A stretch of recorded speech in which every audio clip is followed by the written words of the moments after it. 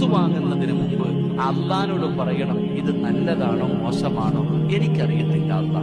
നല്ലതാണെങ്കിൽ ഞാൻ പോകുന്ന വഴികൾ മൊത്തം എനിക്ക് തുറന്ന് എളുപ്പമാക്കി തരണം, ഇല്ലെങ്കിൽ തടസ്സങ്ങൾ തന്ന് തട്ടി മാറ്റണം എന്ന് നീ പറയണേ എന്ന് സിറാജല്ല പറയുന്നത് മഹാനായ ആദരവായ പ്രവാചകൻ നബി മുഹമ്മദ് മുസ്തഫ സല്ലല്ലാഹു അലൈഹി വസല്ലം. അല്ലാഹു ഈമാൻ തരുമാറാകട്ടെ.